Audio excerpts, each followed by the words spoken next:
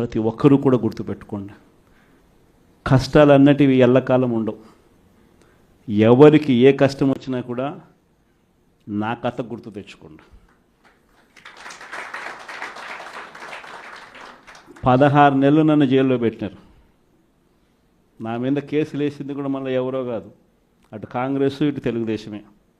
నా పిటిషన్లో ఎవరు పిటిషనర్స్ అంటే అటు కాంగ్రెస్ ఎమ్మెల్యేలు ఇటు తెలుగుదేశం పార్టీకి సంబంధించిన నాయకులు. కేవలం రాజకీయంగా ఎదుగుతున్నాను అని ఒకే ఒక కారణంతో దొంగ కేసులు బనాయించారు. 16 నెలలు జైల్లో పెట్టినారు. కానీ ఏమైంది? బయటికి రాలా? ముఖ్యమంత్రి కాలా?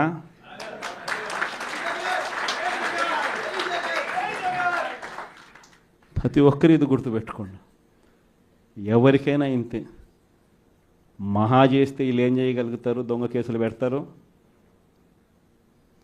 కాదండంలా బెదిరిస్తారు, కాదండంలా మహా అయితే 3 నెలలు లోపల వేస్తారు, అది కాదండంలా.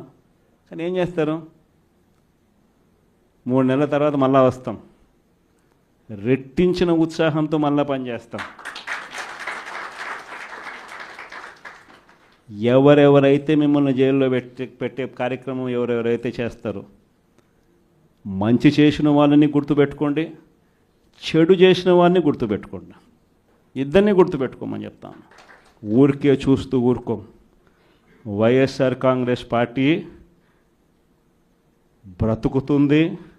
వైఎస్ఆర్ కాంగ్రెస్ పార్టీ ఈ రాష్ట్రాన్ని ఏలుతుంది అని కూడా ఈ సందర్భంగా చెప్తాను. మరో 30 సంవత్సరాలు ఏళ్తామని కూడా ఈ సందర్భంగా కూడా మరి గట్టిగా కూడా చెప్తాను. కాబట్టి ఎవ్వరూ కూడా వైఎస్ఆర్ కాంగ్రెస్ పార్టీకి సంబంధించిన ఏ కార్యకర్త వెంటికి కూడా పీకలేడు అని చెప్పి కూడా ఈ సందర్భంగా చెప్తాను. ఇది ప్రతి ఒక్కరూ గుర్తుపెట్టుకోండి, ఒక్కటే గుర్తుపెట్టుకోండి.